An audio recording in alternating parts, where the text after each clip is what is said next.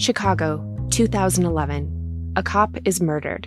Police and prosecutors swear they have the trigger man. He swears he didn't do it. How far will each side go to prove they're right? Like it's just one bombshell after another, where you're like, what? The story of a PlayStation, a brain-eating amoeba, and the relentless pursuit of justice. Off Duty, out now. Listen wherever you get your podcasts. Howdy, howdy, ho, and welcome to Fantasy Fan Fellas. I'm Hayden, producer of the Fantasy Fangirls podcast and your resident lover of all things Sanderson. And I'm Steven, your bookish internet goofball, but you can call me the Smash Daddy. And we are currently deep diving Brandon Sanderson's fantasy epic, Mistborn. But here's the catch.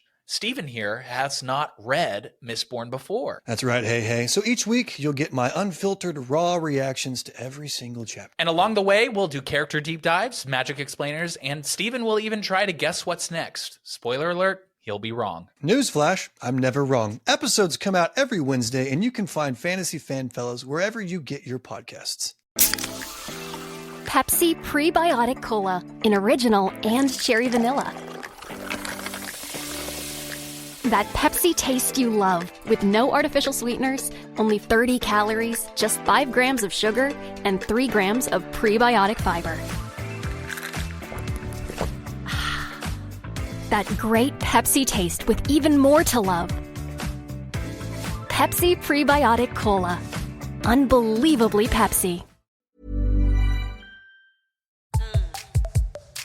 Hello and welcome to the Psych Legal Pop Podcast. This is a podcast where two sisters talk about popular culture through the lens of an attorney and a therapist. I'm Brooke Brigham, I'm the attorney. And I'm Tess Brigham, I'm the therapist. So today we're talking about And Just Like That. Yes. And this is episode 7. The title is February 14th. Dun, dun, dun.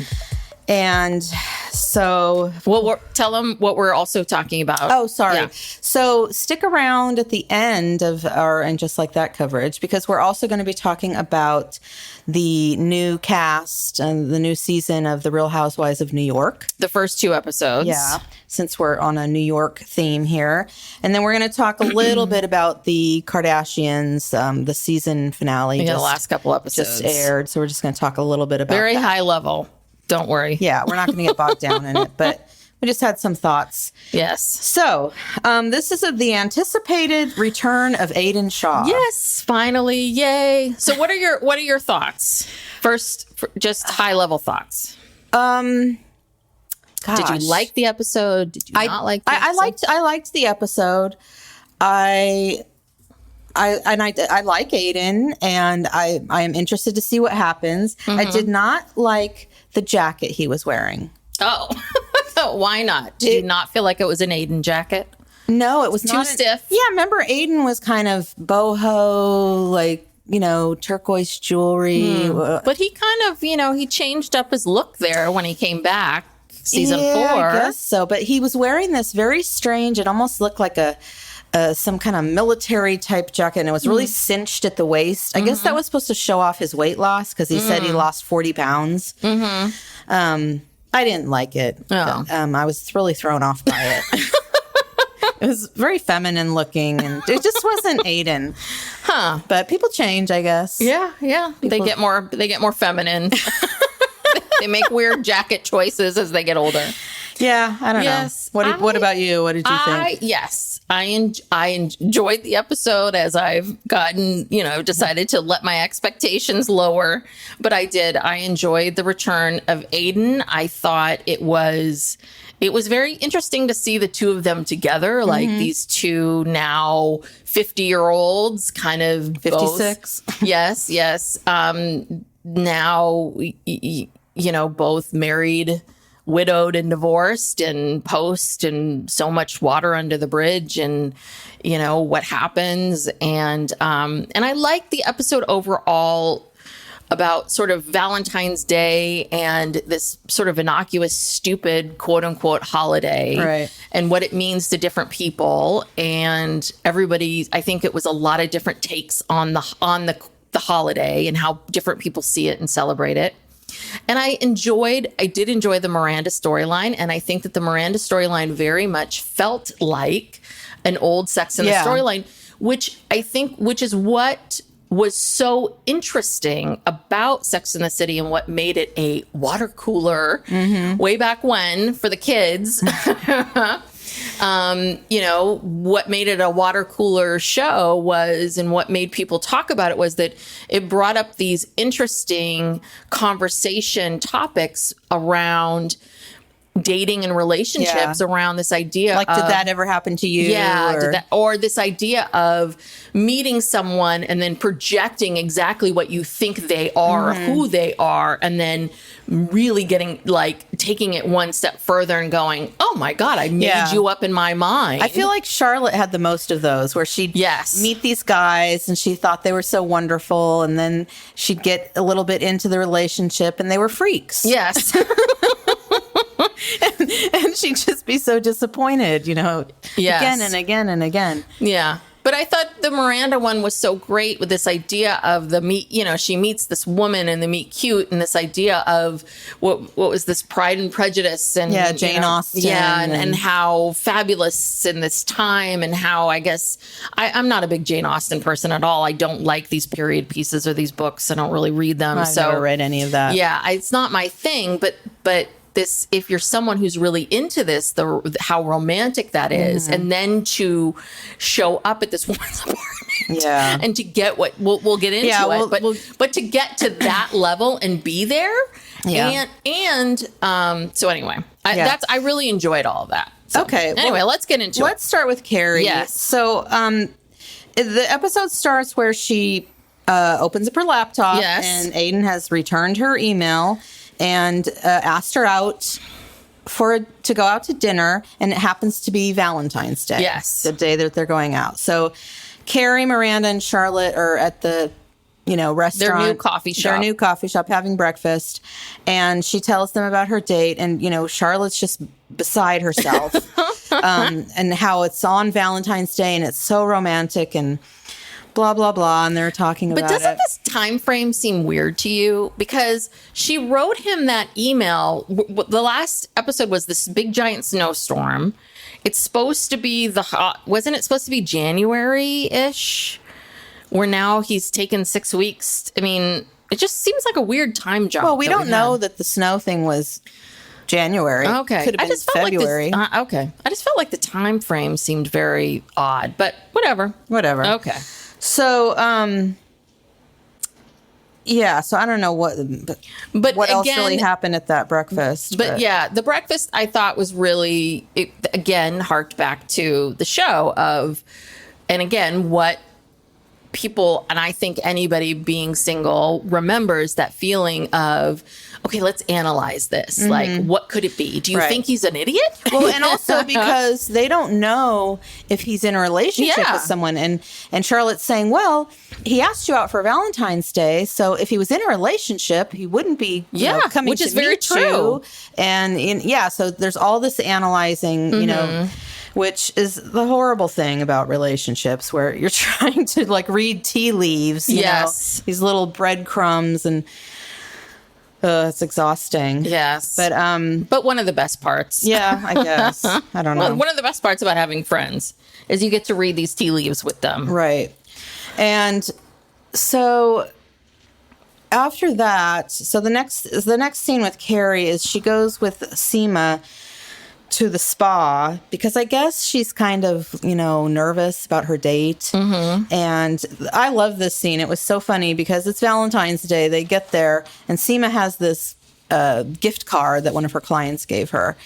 And the woman at the reception desk says, oh, well, we're only doing couples massages today, because it's Valentine's Day. And Seema is just outraged by this. And she's like, what do you mean you're only doing couples? And the woman says, well, because of the holiday. And she's like, what holiday?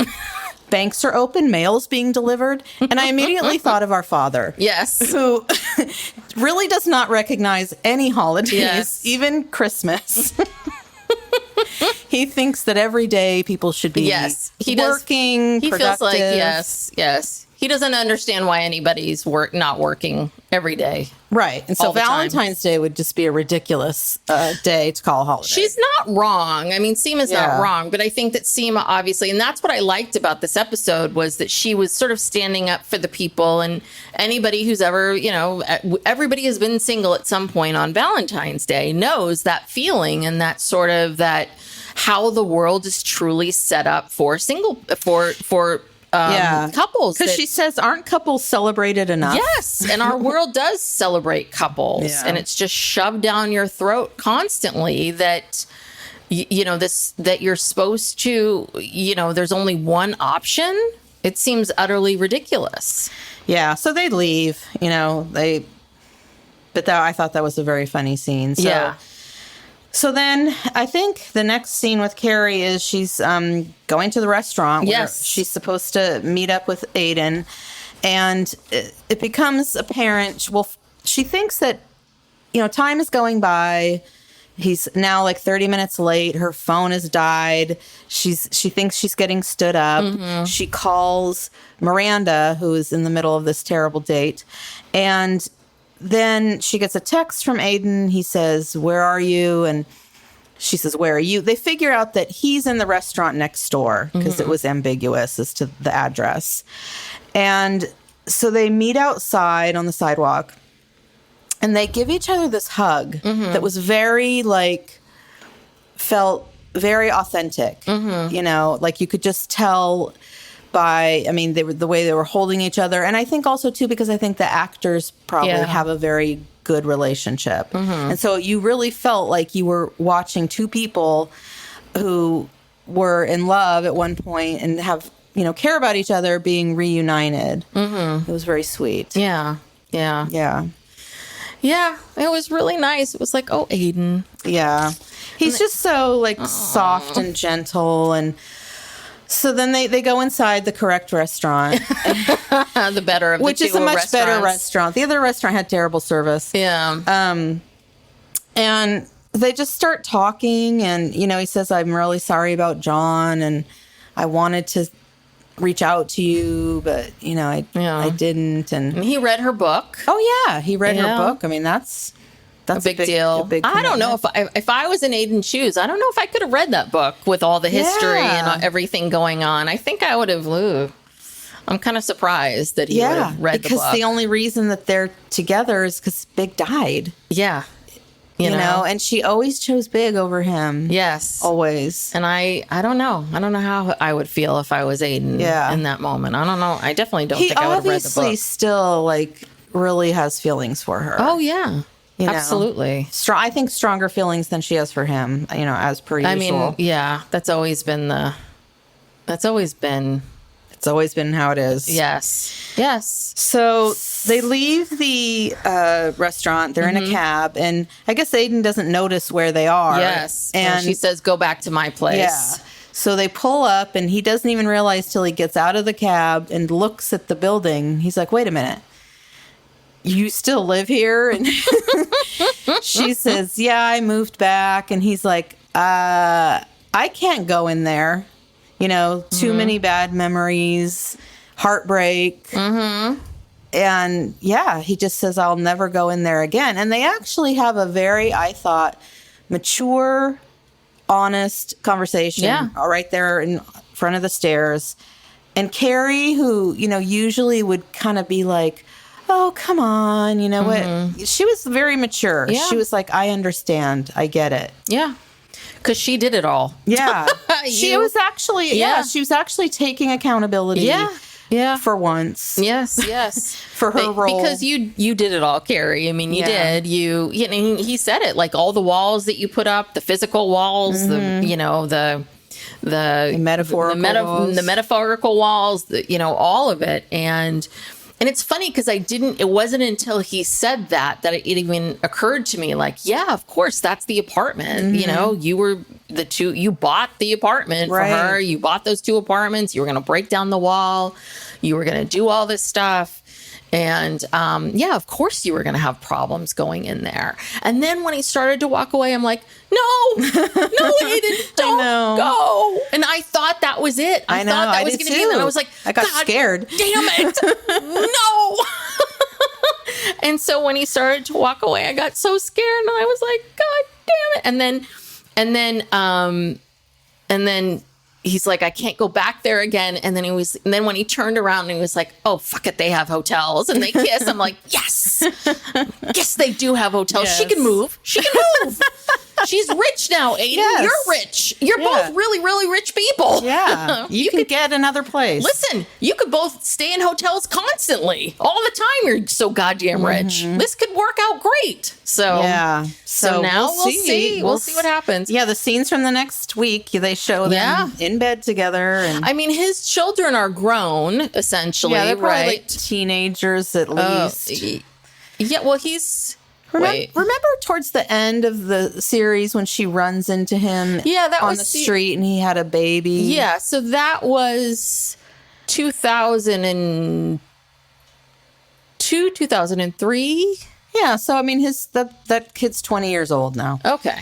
So for the most part, I think his kids are somewhat grown. I don't know. Is he? I mean, I don't know. In order for the series to work and continue to work, I think most likely they're not going to keep the two of them together. Well, he doesn't even live in New York. That's what I'm He's saying. just there like, on I'm wondering. business. So I'm wondering what's going to sort of drag him. Something's going to have to drag him back to Virginia, or what's going to drag him back. Yeah. But listen, hey, maybe they'll have like an open relationship. They'll continue to date. I would like to see that. Like maybe they'll kind of keep things going. Maybe he'll kind of come into town and they'll see what happens. Yeah. You know? We shall see. Yes.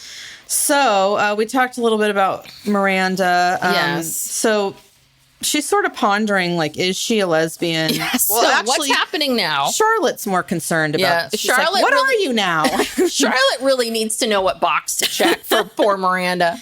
Yeah. And Miranda's like, well, I don't know, because Che is non-binary and I was attracted to Che the person and I don't know. I don't know. And so we see Miranda going on various LGBTQ dating sites, dating sites and trying to figure it out. And it was not Miranda and Naya went to this bookstore and this is where she meets, what is this Amelia Carsey, like Mr. Darcy. like Mr. Darcy. And that's when she starts flirting with her. And I mean, I have to say, I didn't quite know what to expect. I mean, I knew when I heard that the date changed and it was going to be at her apartment, I knew, okay, what's going to happen here. But I really didn't expect the apartment from hell. Yeah, so Miranda's all dressed up. She thinks they're going out to a nice dinner. Yeah. And then the last minute she says, oh, can we just like have dinner at my apartment? And Miranda says, okay. So she shows up at this. Sorry, but Miranda thinks that's like, ooh, like she's going to make her some romantic dinner. Some fabulous dinner, and that guarantees sex. And I mean, Miranda's thinking. She's excited. Yeah, she's thinking caviar and oysters and champagne. Yeah.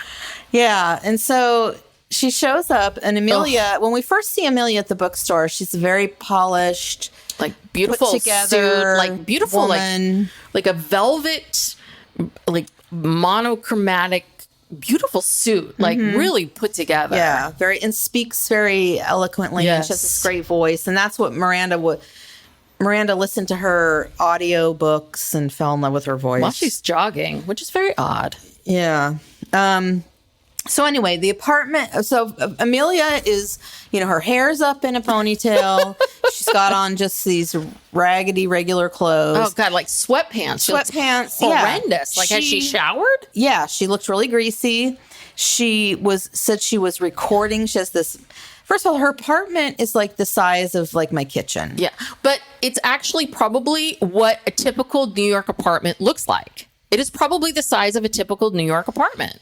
Yeah, I mean, as opposed to where everybody else in this but I mean, show lives. Like, it's like a studio. Like the bed is next to the refrigerator. Yeah. But it's also just cluttered and messy. It could be very cute if it were maintained, but it's cluttered. It's messy. She has this litter box that she has a cat. She steps in cat poop, and then she takes her shoes off and she's pouring cat litter out of her shoes all over the place. I mean, it was like you could just smell like what that place must smell like. And the cat was like, the cat apparently doesn't like people, so she had to put the cat in the bathroom, and then they start kissing, and then they start to move over to the bed, but the bed has no sheets. Yeah. So she's like, oh yeah, that's right. Let me go get sheets. And then she's like, oh, do you have any quarters? Yeah, she left the sheets in the dryer, like flannel sheets.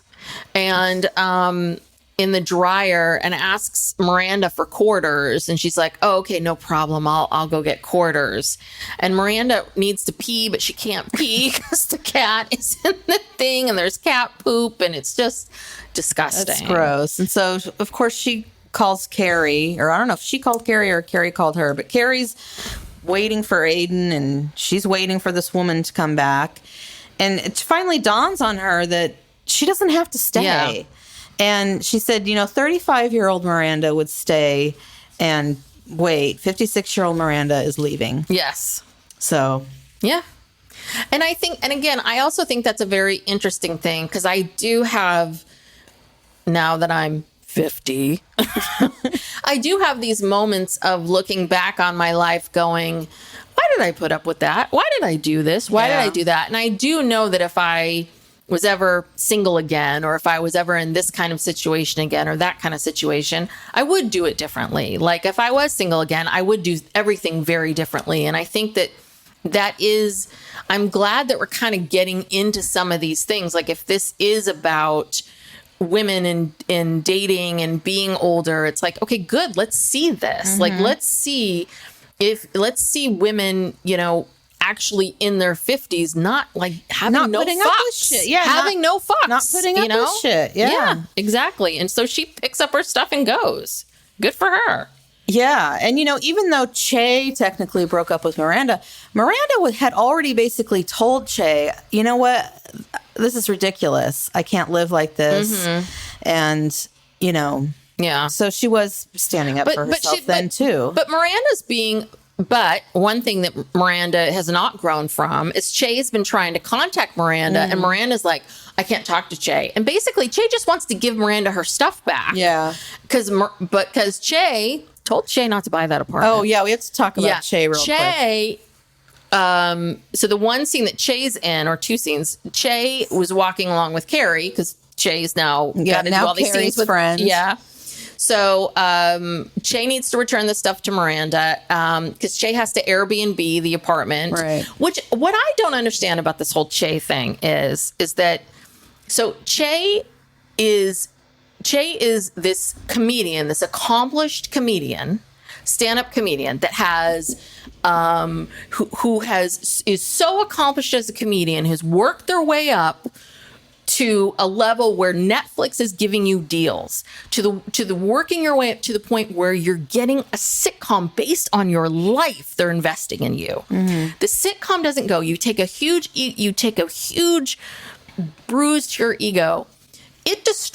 You are so high up in that place that it destroys you so much that you can't even get back on a stage and do your job any longer, to the point where you cannot pay your bills and you now have to take a job at an animal shelter. This feels so weird to me. Do you know what I mean? Well, I just feel like if it would be one thing if Che had been a stand-up comedian for a couple years, and this was sort of the first big thing that happened and they fell down flat on their face. But Che, if you're a stand-up comedian and you're at this level means that you've been falling down on your face for 15 years. But we don't really know that. Like, we don't know how long it took Che to get to this point. But to be an accomplished stand-up to get a Netflix deal, you're not in this 5 years. This isn't reality. So I mean, what you're saying is true, that they should have more of a backbone, be able to bounce back. But I don't know. All right. I'm just saying that there's something about this that just doesn't ring truthful for who the Che for an accomplished comedian of who you showed us last season. This person wouldn't react like this. That's all I'm saying. Well, I don't know. So anyway, Jay's now going to be working at a animal shelter. It's a vet's office, I think. A vet's office. But yeah, I mean, and how long ago was Che working there? Because I don't think it was that long ago, because the woman says, I just haven't had time to clean out your locker. So it's not like it was years ago. Or they're a very busy vet office. And they have no time to clean anything out. I don't know. I don't think Che is It's so weird. I don't think Che is as accomplished as you think they are.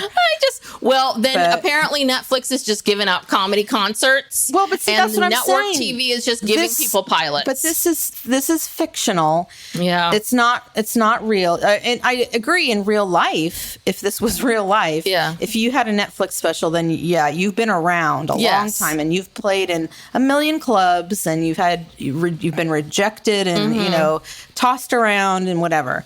Che seems very fragile. Yes, their ego is very fragile. Yeah. So I know, I understand what you're saying. Okay. Well, just very quickly, Naya. Poor Naya. She just has the worst. I know. The worst storylines. I mean, God. So Naya's married girlfriends are worried about her on her first Valentine's Day single, but Naya's like, listen, I'm having a me evening.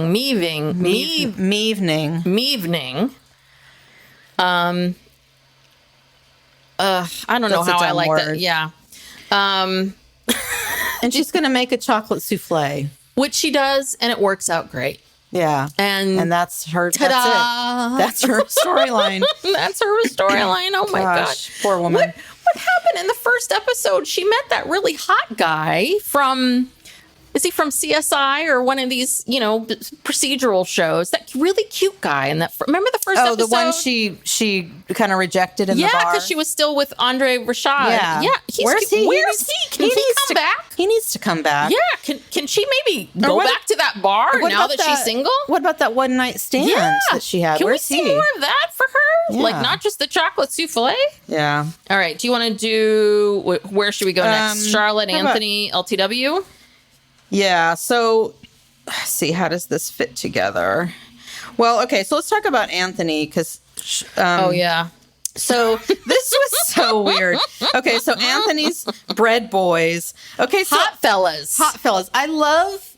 This was so weird.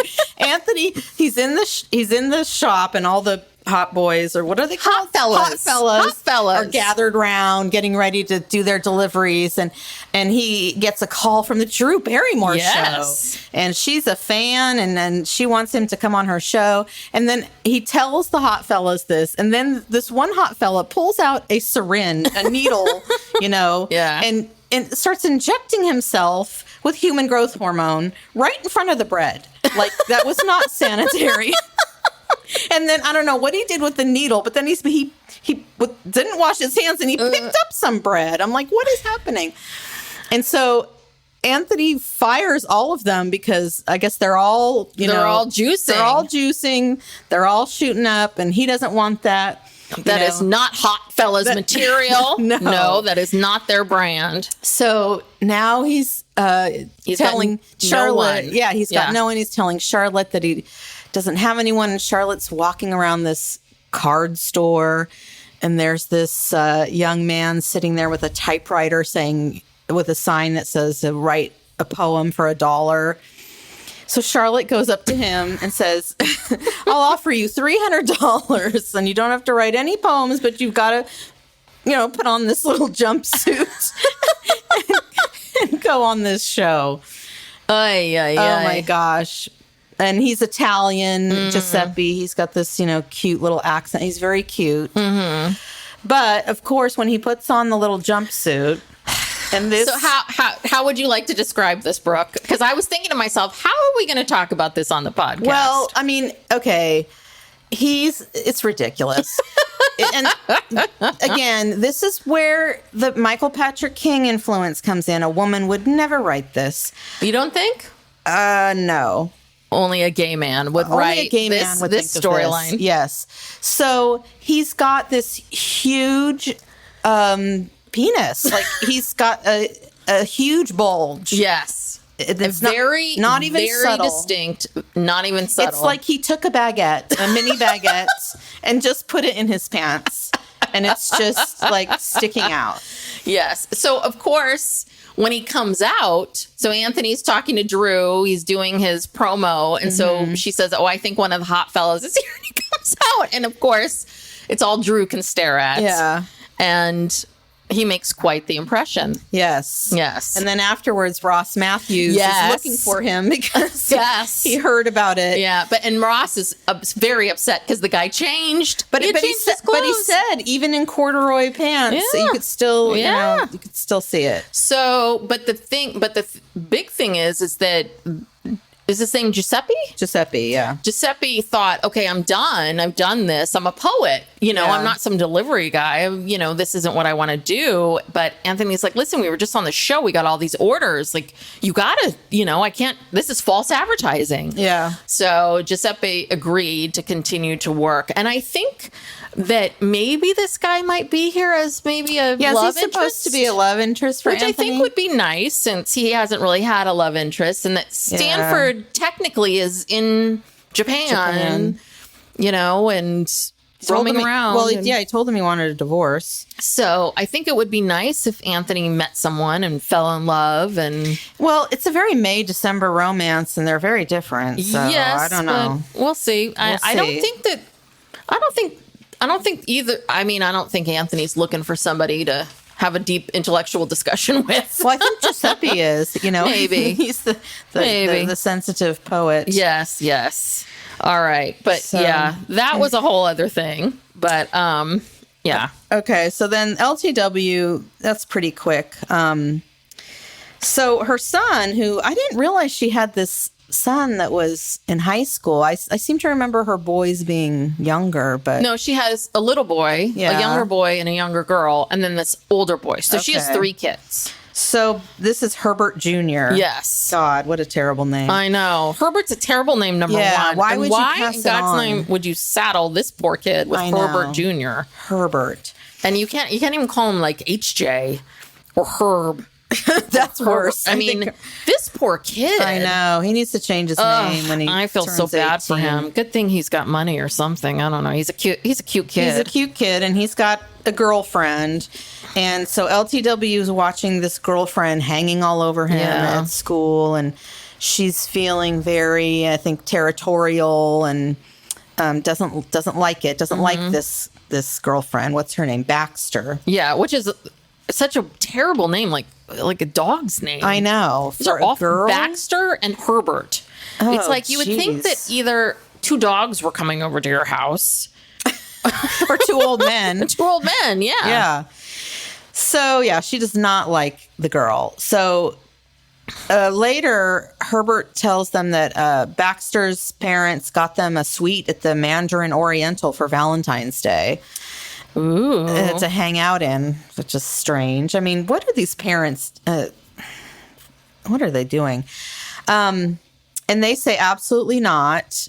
You're not going. But she can come over to their house because they're going to be gone and the other 2 kids are going to be gone on a sleepover. So it's like, well, obviously if you're, and they say, Herbert Sr. says something about, he knows that he's going to have sex. So then why not let them go to the hotel if you don't care about any of that? Yeah. The whole thing was very odd. Yeah, the whole storyline and this whole thing was odd. I think that it was about like maybe showing different attitudes of parents of sex and maybe how Charlotte handled Lily and they seem to be sex positive too. I mean, Yeah, I mean the big thing is LTW just didn't want them to have sex in her bed, which is understandable. And so the big thing was that she spent all this time like making her bed and taking pictures and, to make sure that they weren't going to go in there. And the big reveal was that they weren't in the bed. They were in her closet, which is even worse. Yeah, because the girl wanted to get a picture of one of her bags. I guess it's an expensive bag. Yeah. And I think she felt more violated by the closet than she would by the bed. And, she basically kicked the girl out. And that's that. Yeah. So that was that for them. And then the last one is Charlotte and Harry. So I guess Rock now is quite the celebrity at school now that, and so Charlotte is taking Rock on all of these meetings to meet with agents, modeling agents. And Charlotte is running Rock's social media and also running Richard Burton's social media. Yes. And apparently Richard Burton's quite the social media. He's got a lot of followers. Yeah, he does. And also, bugging Harry about like, hey, we need some Valentine's Day plans because Lily is having an F-boys party because, God, this Blake's a douche. Like, she lost her virginity to him and then he broke up with her right before Valentine's Day. So she's got friends coming over and they're going to have this like F-boys, we hate boys, which we've all done on Valentine's Day. I'm sure everybody's had that with their girlfriends of like, let's get together and not, let's say, and no boys allowed thing. And then that day Charlotte had spent her entire day going from appointment to appointment to appointment with Rock to meet with modeling agents. And she was really haughty and rude to to this one agency that kept them waiting out in Queens somewhere and embarrassed Rock. So by the time they got home, Rock was exhausted and very annoyed and upset and embarrassed by Charlotte and how she acted, and basically said, "I don't want to do this anymore. I'm done with the modeling." And Charlotte brought home a cake for Lily and her friends, but Lily, of course. Lily is a nightmare. She's so rude. The way she talked to Charlotte, I wanted to just slap her. Yeah. I mean, she's like, Mom, go. You're not supposed to be here. She kept saying, go, like so rude. And then she said, we don't want your cake. So-and-so made brownies. And I mean, she was just, God. Yeah. I mean, I don't know. Yeah, I mean, the thing was, right, that the whole thing was that she was supposed to be gone by 5:30 or something. There was some time frame. I think it seemed like she was there earlier than that. It was like, well, she just got back. I think she got back late from all those appointments and whatever. I mean, but she's just rude as fuck. Someone needs to just, Lily, I feel bad. I mean, why are they making this girl such a nightmare? I don't know.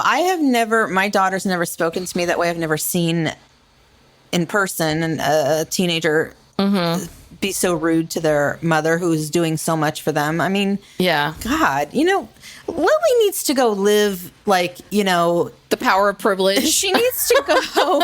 They need to ship her off to go live, somewhere where she has no privilege. Yeah. And see how she likes it. Well, yeah. If the power of privilege is so difficult for you, Lily, then maybe you should go off somewhere and have no privilege. Leave it all behind. Yes, maybe you should. Maybe go live in a, ashram or something. I don't know. So, but you did know that so poor Charlotte hadn't eaten all day. So you do know that the minute she ate that brownie, I knew. I was like, oh, there's weed in that brownie. Yeah. And she's going to get way too high. Yeah. So she and Harry go to dinner. And of course, poor Charlotte is way too high.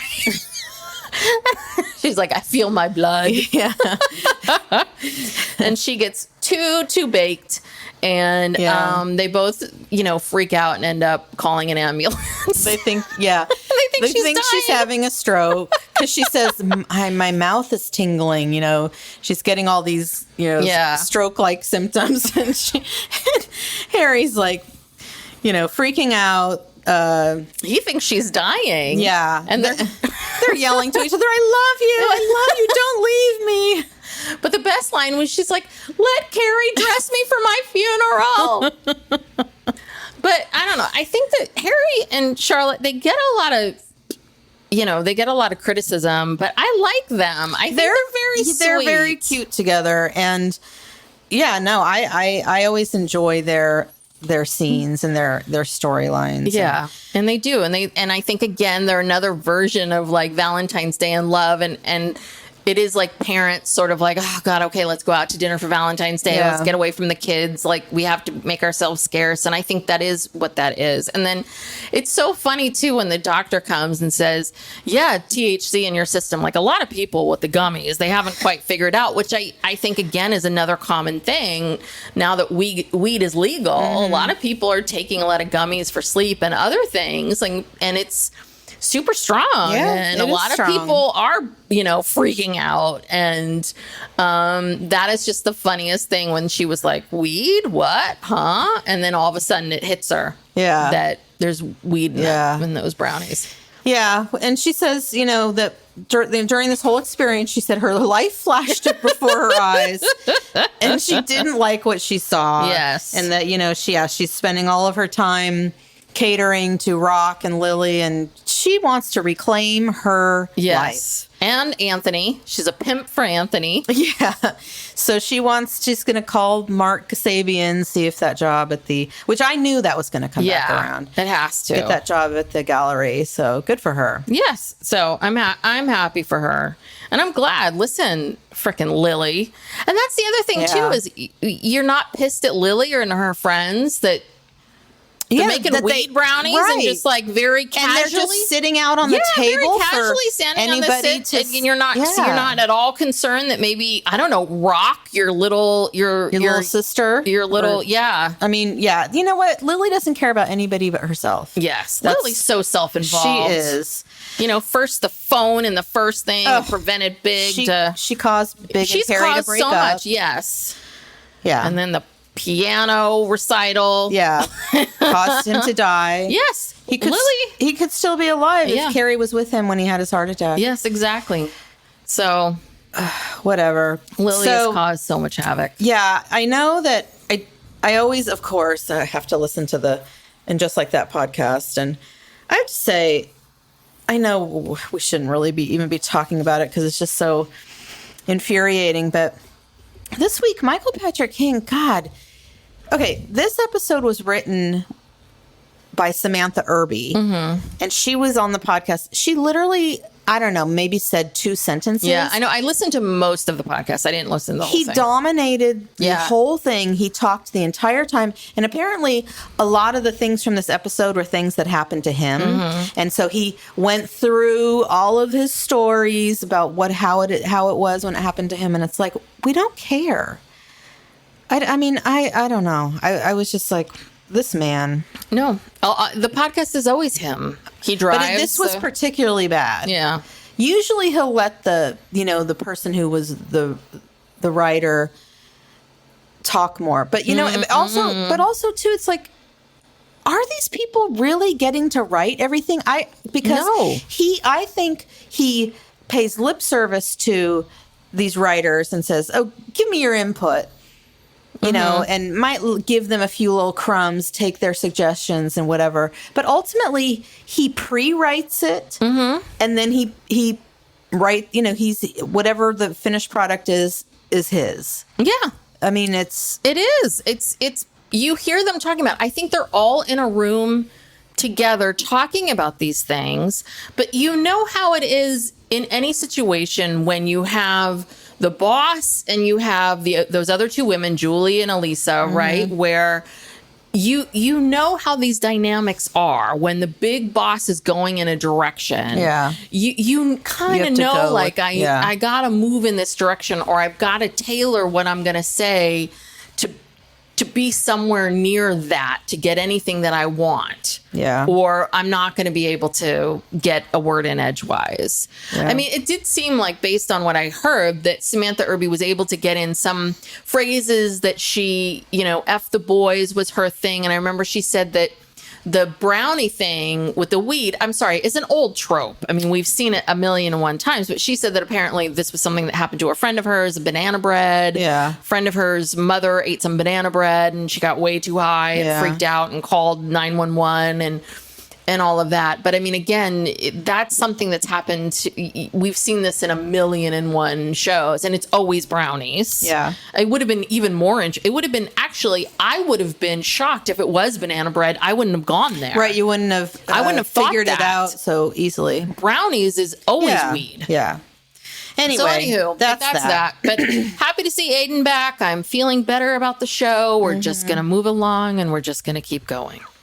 All right. So let's talk about, you want to talk about, we can talk New York, or you want to talk about Kardashians real quick? New York. I just pulled up these cast all right bios. So the Real Housewives of New York is completely revamped. Yes. They got rid of everybody. Yes. Which it's kind of sad because, you know, there's nothing like watching like a totally wasted Sonia. I know. You know, like humping Luann and Luann back when she was heavily drinking, you know, falling in the bush. I mean, those trips, their trips where they all got so wasted were so funny. That woman's body is so sick. What is she, 57, 58? I think she's 60. I mean, that woman wears a bikini and I know. I don't think she sucks in her stomach. I mean, and I don't think she's had much plastic surgery. That is genetics. That woman's had 2 children. That is genetics.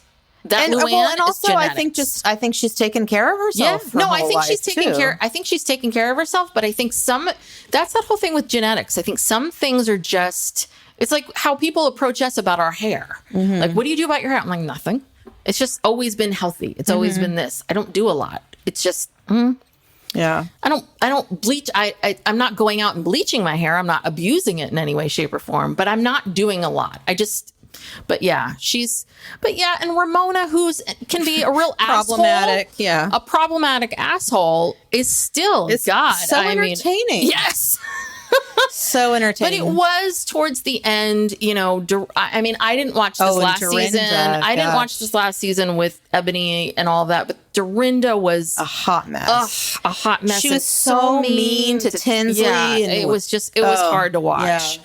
So I have to say, I had heard rumblings from people, because I just watched the last couple episodes, I want to say yesterday, because I had heard rumblings from people saying, you know what, it's actually pretty good. Mm-hmm. And even though the fights were about a crappy restaurant and cheese and now a nightgown, I have to say I'm so far pretty entertained. Yeah. I mean, you know, there's some good characters and. Well, let's go through the characters and talk about them here. Okay. I mean, they're people, but they are characters. They are. They call them a cast. Yes, they are.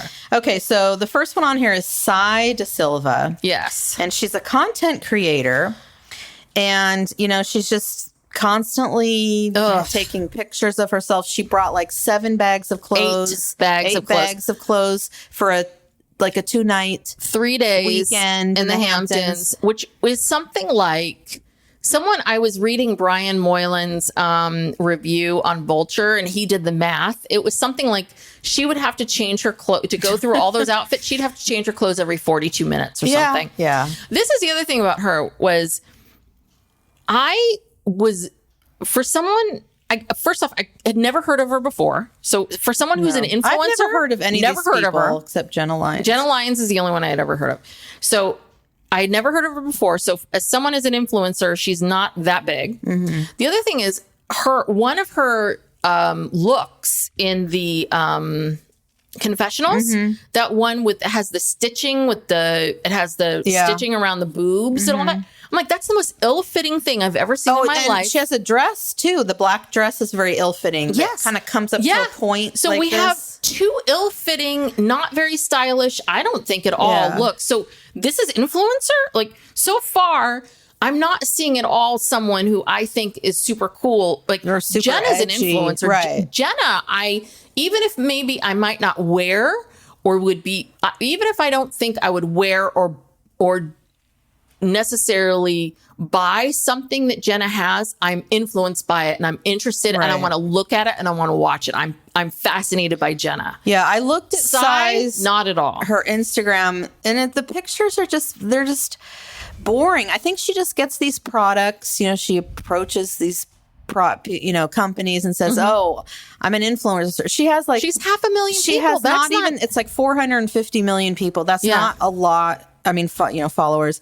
I mean, it's a lot, It's but a lot, but not as a lot. much as a lot of other people. And she's just kind of promoting these mediocre brands and products that I'm not impressed. But anyway, she thinks she's real fucking special. Yeah, she has a husband who he manages their household. It says on here, and because she has young kids, and I think he's retired. He probably invented something, and they're independently wealthy. Yeah. So she's able to do this, and she's not I don't think she's not supporting her family on this. Oh no. I mean, she does have a lovely brown, it's a beautiful walk-up brownstone, just like the Cosbys.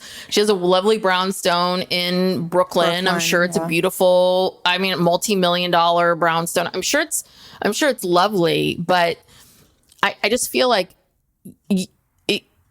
what irritates me is there's so many people out there like, I'm an influencer, I've done this, I've built this, I've built that. It's like, no, you are not feeding your children from being an influencer. Right. Like, you married well, right? And I'm sure you make money from being an influencer, but you have not purchased this brownstone from being an influencer. So stop lying and pretending. Because I think what bugs me about it is there's a lot of people out there feeling like they're failures. Yeah. Because they're not you. And These are people who are born on third base. Yes, thank you. The only one or married somebody on third base. The only one of this this cast who I think is a self-made woman is Jenna Lyons. Yeah.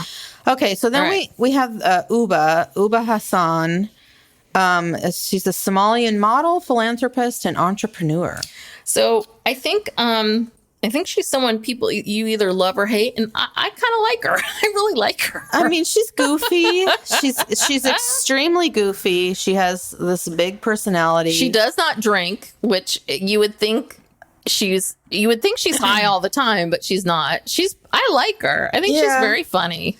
She has a hot sauce company. Oh, I didn't know that. It's called Uba Hot. And I guess it was one of Oprah's favorite things. Oh. So that gave her a big boost. So she wants to take her business to the next level and, you know, trying to do it all on her own. She's trying to, And I guess she's cousins with I guess I didn't watch it, The Real Housewives of Dubai. Her cousin was on The Real Housewives of Dubai. I didn't watch that either. Yeah. Okay. So that's Uba. Yes. And then Aaron. Aaron Litchie. And Aaron, I kind of love and hate at the same time. Me like, too. I like her because I think she seems very direct and straightforward. And she's very kind of calm and cool. I don't see her getting, But at the same time, she's very annoying because she's kind of got this kind of like, this is what New Yorkers do, and this is New York, and this is New York, and this is this. And it's like there always has to be one person on the cast, like, for Beverly Hills, it was Kyle. Like, in Beverly Hills, we do this. In Beverly Hills, we do that. It's like, she's like one of these New York people. Like, in New York, we do this. And in New York, it's like, oh, shut up. Like, okay, got it, So she's part of the New York real estate scene, which I don't really know what that means. Are you a real estate agent? Are you an investor? What is it? Again, this is a thing where I think her husband has money and her family has money. Yeah. She has this Israeli family. They come over for dinner. I don't know if it was the first or second episode. And you could tell they're rich. Yeah. And so, she has, it's kind of unclear what she does. But I think she is a real estate agent, right? I mean, I think she sells. It says she has a prominent reputation in the New York real estate scene. Now, if she was a broker or whatever, why wouldn't they just say she's a broker? I think because she talked about flipping houses, and I think that she and her family invest in real estate. Yeah, maybe flip or that kind of thing. More investing, not just selling houses. But I think she's going to be interesting. Yeah. Well, a lot of it. So far, the controversy of the first episode was all about her. So, and we can get into that. Oh, the thing with the cheese or whatever? Well, no, the cheese in the restaurant. Oh, the restaurant. Yeah. Yes. Okay. So then we have Jenna Lyons, who's probably the most well-known. Yeah. And I was reading up about her. I didn't realize that she was the president and executive creative director of J. Crew. And she started working at J. Crew right out of school. She went to Parsons School of Design. She worked there for like 27 years. Yeah. Yeah. Literally worked her way up. Yeah. She had I know about her because I watched this. It's on HBO Max or Max, whatever it's called now. There was a show they did with her. I want to say there was like 6 or 8 episodes. And it was about her life. And it was essentially the show. It was a reality show. And it profiled her life, and it was about her transition leaving. She left J. Crew and she was starting her own business, and it was this design business. She kind of wanted to move away from clothes into furniture design and interior design. And it profiled, you know, her child, and you know, we saw her home in New York, we saw her home upstate or in the Hamptons. And then she talks about the disease that she has. And then she has this business called Love Scene, which is eyelashes. And I've ordered some of her eyelashes. It's a good, I mean, they're like $30. They're really well done. You can get lots of different kinds. And so I remember watching that and thinking, wow, she has great style. And I loved watching this thing. And that's how I knew her. That's how I have to check that out. It was very, very interesting. And as you saw from the show, she's got this incredibly cool, eclectic style. And you can see just how interesting she is. She's an original. Yeah. Like, truly is an original, and so fascinating person. Yeah, and because she really doesn't have anything to prove, like some of these other ladies. Yeah, she's got nothing to prove to anybody. She has nothing to prove, so she's just very much authentically herself. And I love that. I don't know how good that is for being a housewife, but I think she's interesting enough just on her own that, you know, to survive. And I think what's interesting about her is to see how she is different in comparison to these other women that are trying to prove themselves to her, because so many of them are impressed by her, to see how does someone relate to someone who feels so comfortable within their own skin, you know, because she knows, you know, Jenna really knows herself so well. Yeah. And like, you know, even though Jenna is very honest about feeling uncomfortable, she's very honest about her discomfort, you know? Yeah. She can name it. Yeah.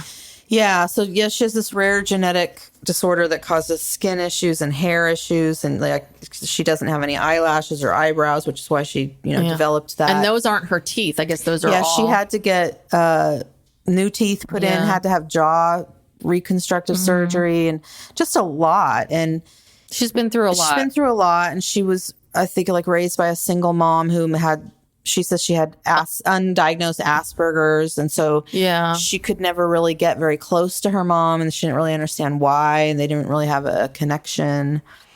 And her mom recently passed away. So she's definitely the most intriguing. Yes. And then there's Jessel. I don't know how you say her last name. Yeah. Tank. I don't know. It's Taank. She's nuts. Yeah, she's a wackadoo. She is a wackadoo. And she's the most insecure. She's the most insecure. She's trying to like impress Jenna, has Jenna over to her house. And she's just very controlling. She's got this husband, you know, Pavitt, who I feel so bad for him. I mean, she just orders him around and emasculates him all over the place. And apparently they started out as friends, and then she sort of fixed him up to be husband material and married him. And what I wonder about is apparently like he was in love with her. And what I wonder is if she just was kind of like, nah, okay, I'll marry you. Yeah. Like, I'm like, do you love him? I need to have a couple kids, you know. So, and I guess they were Indian. And I guess that they tried for a while and then they weren't able to have children. So they tried in vitro. How they ended up with twins. Yeah. But nobody knows. But you just told everyone on national television. So now they're going to know, Jessel. Yeah. She's like, we didn't even tell our parents. And I was like, well, okay. Well, now they know. Now they know. But they have. So these twins are one. And these twins are monsters. Little devils. I mean, I was just like, oh my God. I don't think we've ever seen 1-year-olds like this. It was chaos. Yeah. I mean, but the other part of it was like, you don't have baby gates or it was just, I felt anxiety just watching these kids. She wanted her house to look perfect. She didn't want it to look like a house where children live. Okay. You know, So you think that maybe once for the the cameras were show. down, that they threw up all? I 'cause hope most kids so. most people with kids that age, you have baby gates, you've got Yeah. toys down, you've got like little Yeah. saucers and things everywhere with you put your kids in. No, she wanted to make sure they don't die. She wanted the house to look perfect for the cameras and For Jenna Lyons. For Jenna, yeah. So I don't know. The kids seem to, be locked in a room somewhere when Jenna comes over. But she's just, I don't know. Ugh, she's very, very snobby. Yes. What does she do for? She's a publicist. She's a fashion publicist, which is why she's so in love with Jenna. Because I think Jenna's the queen of fashion, right? I mean, yeah. But again, I think she comes from money, or Pavitt comes from money, which is maybe why she decided to marry him, or they both come from money. I think they're both probably, but she definitely, like, her parents, she grew up in London. That's where her parents still live. So yeah, she, well, I don't know. We'll finish going through this and we'll talk about how she reacted. So the last one is Bryn Whitfield.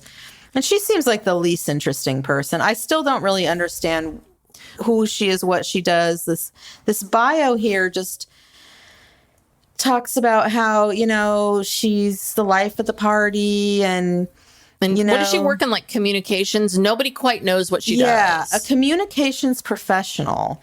Bryn is in search of what she really wants out of life. See, I don't think she works. No, attempting to heal from past hardships. She could also be like a trust fund. But honestly, I think she probably may be a trust fund person, but she also might just be like looking for someone to marry. Looking for someone. She might be someone who comes from money, a certain amount of money, but not enough to, like, for the rest of her life. And she needs to find someone with money. Yeah. But she's the one we know kind of the least, even though she's been in a little bit of the drama, but she was sick. And so she wasn't in the second episode at all, because she wasn't in the Hamptons for the second episode. Yeah. So let's talk a little bit about what the drama of the first episode was all about. Let's back up for a second, because there was another cast member, right? Oh, that they quit after a short. And what was the issue? Did the issue that cast member got into was with Uba? Yeah. So they had this woman who was a Orthodox Jewish matchmaker, and Uba said, "Oh, you need to, fix me up, match me with someone." And the woman said, "Well, I can't do that because that would taint the bloodline." And what she should have just said is, "Well, I'm an Orthodox Jewish matchmaker. If you're not Orthodox Jewish, I can't work with you." Yes. I don't know why she chose to say it that way. Yeah. Because then that made it sound very racist. Yes. And so there was a big kerfuffle about that. And so Uba obviously was, by the way, she said that she felt like Uba felt offended, understandably. Yeah. Is that what happened? Uba was I'm just trying to understand. I think Uba was very offended, and it just wasn't a good look. Like, they didn't want to put that on TV. Especially after last year and everything that happened with, right? Is that what happened? Oh, you're talking about with Ebony? Yeah, everything that happened last year. Is that what happened? I mean, I'm just asking. So did they didn't want to air that, or is that why did the woman quit? Was it just? I don't know if she quit or they said they fired. I don't know. I really don't know. But I think part of the first episode I found very, like, hard to follow, and I think it was because they had to edit this woman out. So some things maybe didn't make sense. Because what I thought was interesting was I got the sense that I thought it was actually better, because unlike other Housewives shows, the sense that I got was they seemed familiar to each other, but not really friends. Do you know what I mean? There was a familiarity, but... You mean in this new cast? Yes. Do you know what I mean? But none of them, I don't think any of them really know each other. Yeah, but they seemed familiar. So which it made me, that's why I was like, oh, they must have been taping already. They must have been, they must have been doing stuff with this other woman. And then they couldn't use it. They couldn't use it. Right. So it was almost kind of like, okay, now we have to start now. So they had time to get to know each other. So it was actually, I think, helpful for them in a way. I mean... maybe this is actually good, kind of prep them for a while. because I think that helped them a little bit. Obviously we jumped right into the drama about this, going to this restaurant. But I think the fact that they already had some relationships with each other, I think helped. Yeah, probably. So, but yeah. Anyway. So anyway, that first episode I thought was weird, and it was stupid. Like there was a fight about some cheese and a fight about going to a restaurant. It just seemed really dumb. Yeah. But I don't know. I mean, I like honestly, but see, the thing is that I think this is what makes makes these Housewives shows good. I think the petty stuff is funny. I think this is it's the big stuff that's really heavy and dark. That's hard. I mean, these shows need to be about the petty stuff. It's just, right? Like, Erin organized this dinner. Apparently the only place that she could get into, or maybe it had something to do with connections that she had, was this place. I guess everyone deducted it was this place, Catch, which is very 2012 and loser place to go. Yeah. And so Cy and Brynn, and was it just Cy and Brynn? I don't remember. Cy and Brynn thought it was super lame, so they bailed and said, "Oh, we're tired, we're going home," which is the dumbest thing. And then they go to this other restaurant, Cipriani's or Casa Cipriani, or some other Cipriani's, like there's some other version of it. And then they post it on social media like dumbasses. And of course, everyone sees it, and Erin got her feelings hurt. And that's the big thing. Yeah, wow. Woohoo. And then there's something about cheese where Brynn claims that Erin was rude to, I don't know. It's something about a cheese. charcuterie board. I don't know. Okay, but the second episode is better. Was better where, we learn that Jessel and her husband haven't had sex since she had the babies. So everyone's trying to help her like jazz things up in her bedroom.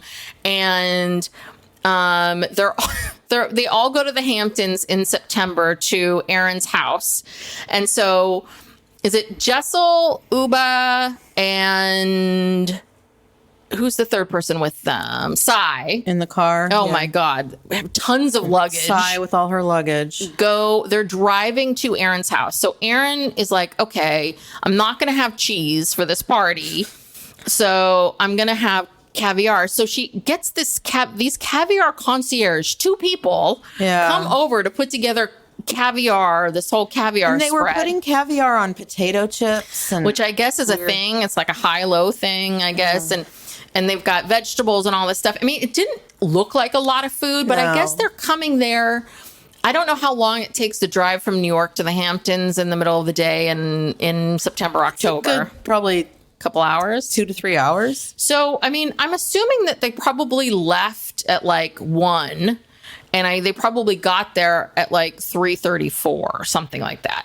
And I guess they have reservations at 7. So by the time everyone gets there, they're all starving. They're really hungry. So Erin's assuming like you would have eaten lunch. If you're leaving at 1, you would have eaten lunch, but no one's eaten lunch. So they all show up really hungry and everyone's like, ugh, we don't want caviar. And this becomes a whole new controversy because no one wants caviar. Everyone wants food. Erin, she's just trying to look fancy. And it's like, nobody wants, after a long car ride and you're hungry, you don't want to have maybe have 1 or 2 little pieces with caviar. But there's only so much caviar you can eat. But the other thing is you have no other food in your house, lady. You can't make this woman a sandwich. She didn't want, I don't think she wanted to.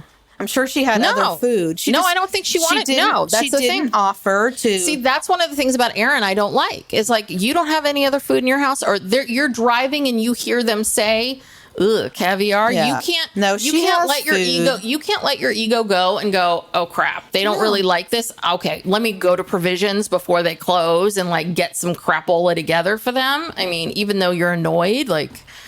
Look, if her refrigerator's full of food, she's having all these house guests for the weekend. She just didn't want to do it. She didn't want to ruin the aesthetic of whatever she was planned, the caviar, and she wanted to look fancy. Or she has some relationship. See, this is the other thing. Does she have a relationship with someone at Catch? Does she have a relationship with this caviar people? Concierge. Probably. Yeah. She's probably getting a kickback. Yeah, that's the other thing that I'm wondering about. Yeah. So, Yeah, and so Jenna, she arrived before everybody, and she was like, I've never been on a girls' trip. I've never even been to a slumber party. Like, she's feeling very uncomfortable. She's like, I don't know how this is going to go. And Yeah. which I don't blame her. I mean, these girls' things are kind of a little bit crazy. So then everyone arrives. Oh, Bryn is sick. She doesn't come. And then they go out to dinner. I don't even really remember what happened at dinner. No, and then like Erin, they get there and she's like, okay, welcome to Topping Rose. I'm like, honey, I've never even been to the Hamptons and I know what the Topping Rose is. Everyone goes to the Topping Rose in all of these stupid shows. These women who are supposed to be, New York, they've all been to the Topping Rose. Like Jenna Lyons, like, do you own this town? Like, yeah. Like, Erin's just... It's a little much. Trying to show off. Yeah, she's just trying to show off. It's like, come on. If you're all New Yorkers, you've all been to this stupid place. But the big thing is, and this is the cliffhanger, is that Jenna... And this is the part that is a little unclear.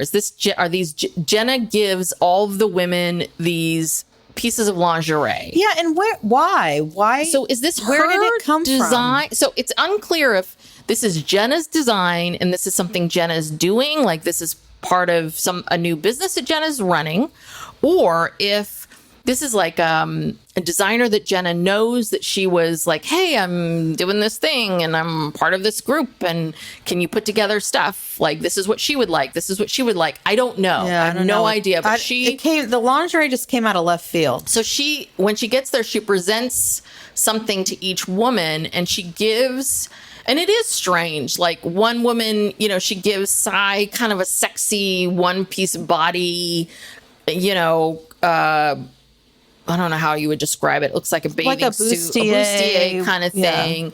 And then she gives Erin like a two-piece like bra and like panty set kind of thing. And then she gives Jessel this, it's a large apparently, but it didn't look that big. She was upset it was a size large. She was upset it was a size large. And it's a one-piece... lace negligee. I know that's such an old word. Yeah, that's black and green, kind of like a teal. Yeah. And it is sexy. It's pretty. And it's pretty. I thought it was pretty. The other thing is, I can understand picking it for her because she did have twins. Just had a baby. Yeah. She had twins a year ago with a C-section, so I can understand not maybe one. I think that if you had given her two pieces, she would complain. She'd complain about that. I just had babies. Yeah. I just had babies. I have a scar. Blah blah blah. So they're supposed to try on the stuff, and Jessel tries it on and basically acts like it's hideous. It's hideous, a spoiled brat, like a teenager. She is a brat. Well, the thing is that I think she felt a bratty attitude. I think she felt hurt that Jenna thought she was a large, number one. Hi. I think she felt hurt that she was not given something more sexy. And I do understand that being in that moment and feeling like, oh, this is how you see me. Like this is how you see me. And she did not look good. Listen, she didn't look as cute as the other women didn't. She didn't look as sexy. But that's not Jenna's fault. It just didn't fit her very well. But you're an adult, and all you needed to do is walk down and go, oh, look at me. Oh, yeah, I look so sexy. She's telling... Pavitt and I are going to, go home and have lots of sex. And that's all she needed to do was just pretend and then go, okay, I'm going to put on my pajamas now and go back up, dry some tears, and then move on. Like, she could have faked it. She's a spoiled brat. She's ungrateful. She's just nasty, quite frankly. She was so rude. I mean, to the person that gave her the lingerie, Jenna, she's saying all this right in front of her face. And it just shows you how deeply insecure this woman is. Yes. I mean, someone giving her a large. Yeah, triggers her. Yeah. And we all know that sizes differ. Sizes are arbitrary. Doesn't mean anything. You can slap large, extra small on anything. It doesn't mean anything. It doesn't. It really doesn't. Jessel, oof, I can just tell Jessel she's going to be like the... Oh, my God. Poor Is it Pavitt? Pavitt. P-A-V-I-T. Pavitt. You won't believe what they gave me. Jenna thinks I'm a size large. Pavitt. Poor Pavitt. And the mother too. Like even the mom. I think the mom hates her too. You think Pavitt and the mom are home for this weekend? They're so happy she's gone. She is gone. Yes, they're like celebrating. Yes. Oh, poor Pavitt. And Jessel's the one who, when they had the premiere, the season 14 premiere, like a week before, maybe a few days before the first episode aired. And she got so wasted that she threw up like all over at the premiere party. Oh, she did? Yeah. In front of Andy Cohen. Oh, my God. Everybody there. She was throwing up and basically was told, you got to leave. Okay. So making fun of her is going to be fun. She can't handle her liquor. No, she can't. Clearly. Well, I don't think she drinks that much with the twins. Well, I think she just, I don't know, probably didn't eat anything because she probably had to fit into the stress and then just drank too much. Yeah. I don't know. Maybe she's not used to drinking. I don't know. We shall see. We will find out. Well, no, she is. I mean, you can see it already, like not telling people she's doing in vitro, right? Because she feels shame around not being able to conceive. Like you can see these things. Yeah. All right. So very quickly, because we're going long, Kardashians. So they just had the season 3 finale. Yes. And oh my God, what a boring season. Can I just say something about what I think is so funny about this entire season has been Kim's narrative of Kanye and how she continually reminds us. She wants to continuously remind us how when she married him, he wasn't a racist. Right. Like she's trying to distance herself. She really keeps trying to distance his anti-Semitic. Yes. Like, with the marriage that I thought I was going to have, the man the that Kanye I used to know. Yes. Yeah. It keeps coming in. Like, and I will say, I by no means think that, like, this is a very difficult situation for her. I do think she is doing the right thing by protecting her children and all of that. But I don't think they produced the show. How many scenes of a storage unit do we need? Yeah. You going through the storage unit? And also she's a hoarder. That's insane. She's talking about how she wants to keep these Yeezy sweatshirts for her kids. It's like, but there's 1,000 of them on this rack. How about you just keep one for each kid and donate the rest? I mean, she has a real problem with that stuff. I mean, it's but it sounds like he's also got Kanye's got a bunch of storage units too. That's crazy. And it's just the storage unit thing, and that's really, really weird. And then I thought that this season they were going to talk about these beauty standards and their beauty standards, and it seems like it was one quick conversation. And it was Kylie saying it. You notice Kim wasn't even involved in the conversation. And then Kylie says, everyone thinks this about me, that I was some insecure kid, that I did all this plastic surgery and did all these things, but I just did fillers. I'm like, you shoved a bunch of fillers in your face and changed your face completely. Yeah, you did. And then she talked about having her boobs done right before she got pregnant with Stormy. She was only 19. So, I mean, she was, and the lip stuff, I mean, you know what? I mean, I'm glad that she at least is willing to talk about it, but she acts like she's not a part of it. Yeah. And she is. And you look at pictures of her, she's done a lot to her face. Yes. It's not just a few little fillers here and there. Her face looks very sculpted. Yeah. You do not look like your sister. No. You don't look like yourself, from just a few years ago. Come on. But this is the part I don't quite understand. Like, I'm watching the show and I'm just like, what is happening here? Because they're all are taking very different stances on all of it, where it's a little bit of like, Chloe's like, well, I thought I looked really, really hot until her whole thing is you all bullied me into this point of I had to get myself together to look like this. Like I chose to look like this because you all bullied me. And it's like, well, no, you keep telling us that you're happy to be strong, that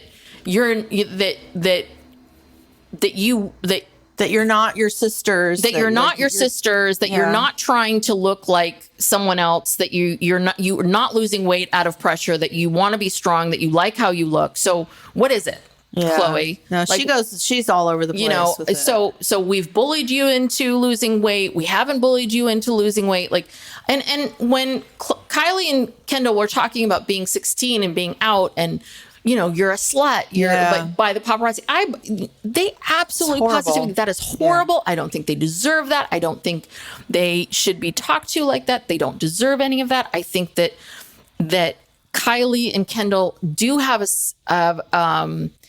a different set of circumstances because they did not choose this for themselves. They did not sign up for any of this. They got kind of thrust into it. So I do put some of their stuff aside because they didn't choose it as much, but they sure have benefited from it. They have all benefited from it. Kylie's a billionaire. Yeah. They've all benefited from it. And so there's a part of me that kind of feels like, you guys, you are all quadrillionaires. You've all got more money than you know what to do with. And you all influence people. You all influence the way women look. You all influence style and all of this. You have to take some ownership and some responsibility that you have.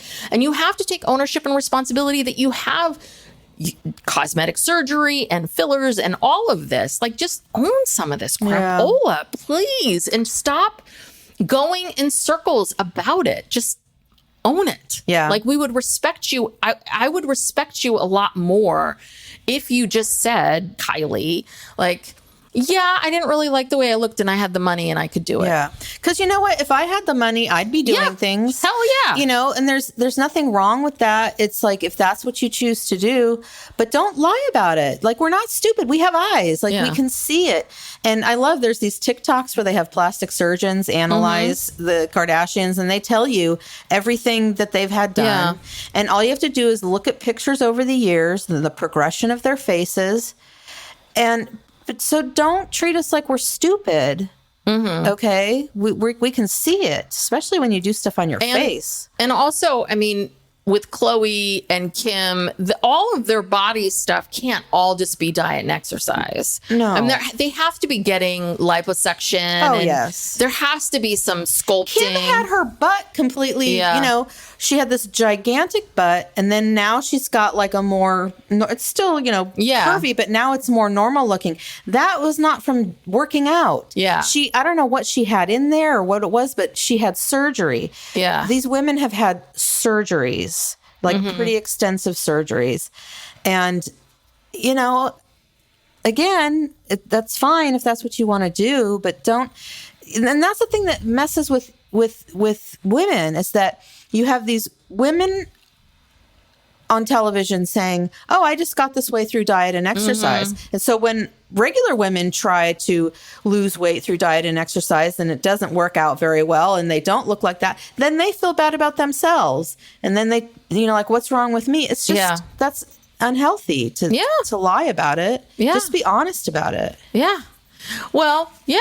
And that's the part that is, that's the part that's super frustrating. And that's why when Kylie said that whole thing of like, people think I got all this plastic surgery to my face. It's like, well, yeah, but you getting a bunch of fillers to your face, that is you doing something to your face. So maybe technically it's not plastic surgery in the technical sense of you like going cutting under the knife and cutting, but that is you taking something and radically changing the look and feel of your face. Right. Then that is something. And that even just their skin, like, the best way to have healthy skin is to be rich. Like those procedures, I mean, you can work miracles with, all these lasers and I need to look into that. Yeah, me too. I need to get some laser or what's that, like some sort of chemical peel or something. No, that's what I was talking to you about. I know. Do the light I want to look into that. We gotta look into that. We need to look into that.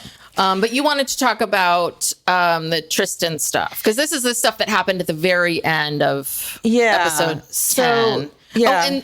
But didn't you just love all the Christmas stuff? Oh, God, the dollhouses. Oh, the dollhouses and the presents. Chris and the dollhouses and the presents. And I just watching that whole thing about Christmas is such a magical time and it's so special. And I'm thinking, yeah, if you're super rich like this, yeah, it is a magical time. It is really magical and wonderful if you can put snow and have all these children. I'm like, yeah, if you're super, super rich, it is magical. And what must I worry about these children? Yeah. Oh God, what is this like for them? Yeah. What is their life going to be like when you grow up with Christmases like this?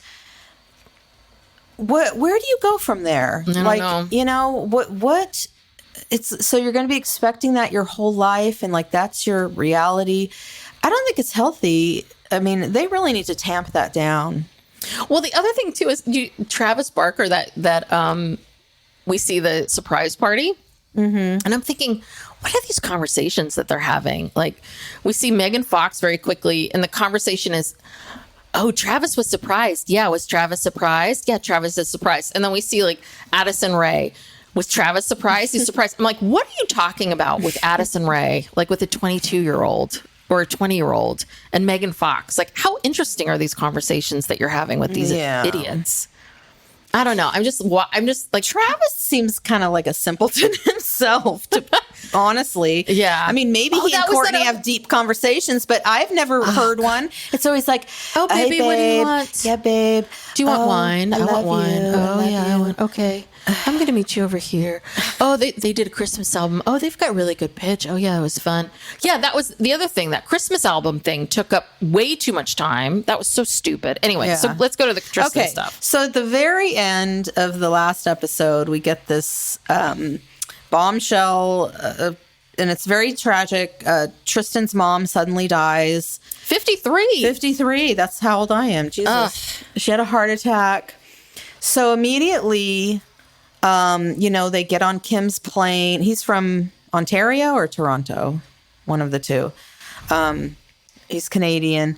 So they get on her private plane, and Chris goes, Chloe, Kim, and I think that's it. And Tristan, they fly to Canada, and apparently Tristan has 3 brothers, and his youngest brother, who's just like 16, he's severely disabled, has like a epilepsy and has seizures every day, and is obviously was totally dependent on his mother. Mm-hmm. And so ultimately they bring Amari back to live with Chloe, and then Tristan moves in with Chloe, and because apparently the roof caved in on his house. Because remember those rains we had? Remember back in January? December, January. Yeah, it was we had horrible storms. January. Yeah. So now they're all like, so now Chloe, this is, I don't know. It just felt like now here is Chloe. I told you in the beginning, I said they're getting back together. And I didn't know it was going to happen this way. Mm-hmm. But now. But she told us they're not back together. I know, but come on. You think they're back together. But this has been January. It's now almost August. So you think that they're back together right now? Because it's been 8 months. I do. You do. Here's the thing. Look, if something like that happened to my daughter's father, of course I would help him. I can turn to him for help. He can turn to me for help. I would do what I could to, support him. I would not take in his disabled brother. I just wouldn't. There's other. But you're not a billionaire. I know, but there's other. Well, Tristan is an NBA player. Mm-hmm. Okay, he's got money. I don't know what his other brothers do. They also have an extended family. Like there's somebody who could take this on. Tristan could. He could, get another, if his roof is caved in, he can rent another place. He can afford to hire a caregiver. Mm-hmm. He can do all that. So if they're not back together and she doesn't want to be with him, why would she take that on? No, it's a good question. I mean, I too was wondering about all this. I was like, I mean, it seems to be kind of the way. I mean, obviously, as you see all these scenes with Scott, that, you know, once someone's in the family and they've produced babies with someone, they're like in the family and they're going to keep them close. I don't know. It's just so odd because it's like now it's almost like Chloe has this huge thing that she sort of has to hang over Tristan's head. Mm-hmm. You know, like, I'm taking care of your brother, and I'm sure she's financially helping again. I don't know how much money he makes. I don't know if he's that big of a player. I have no idea. But he has money, obviously. And, you know, so what? So if they're living in the same house, they have 2 kids together. They're going to get back together. I'm sorry. And she was talking so much about all season about boundaries and how talking too much about it, like telling us how, I have these boundaries with Tristan, and I don't know. I just felt for her because it was just like, you know, how much more does Chloe have to take on? But what you're saying, though, this is a good thing, though. But is this Chloe continuing to, you know, be codependent in these relationships? Because Chloe could very well say, you know, this is terrible. Let me help you.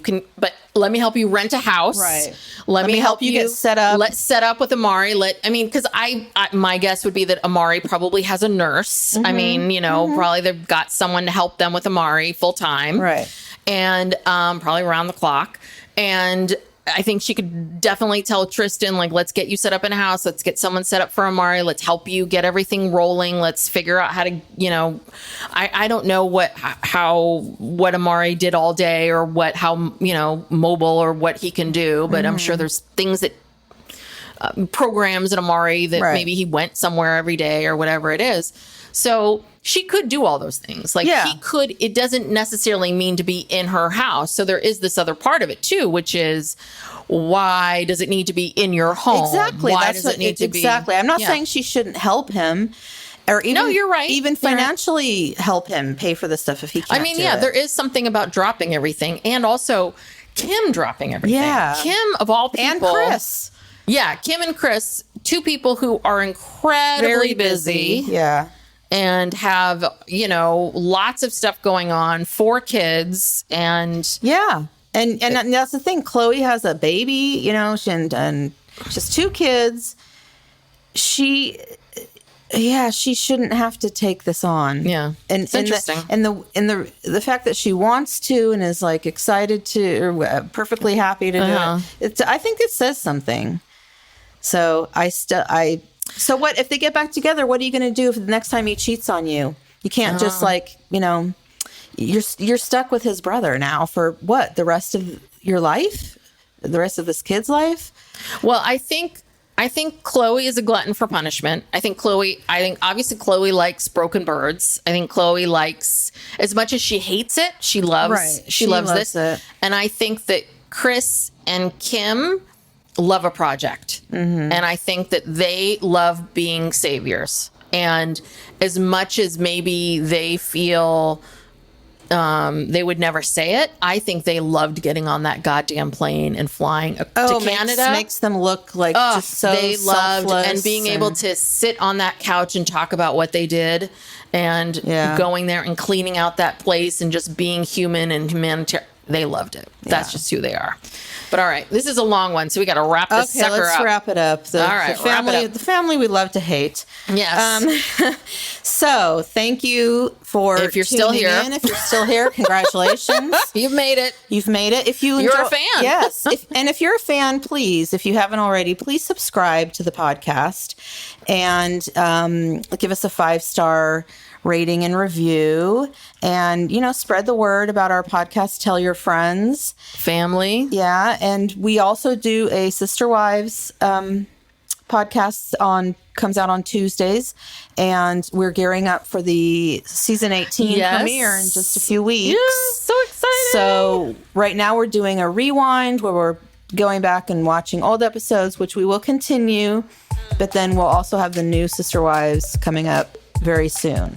And we're also on social media. You can find us at Psych Legal Pop on Instagram and TikTok. And I think that's it. Yep. Thank you so much. All right. We'll see you next time. Bye. Bye.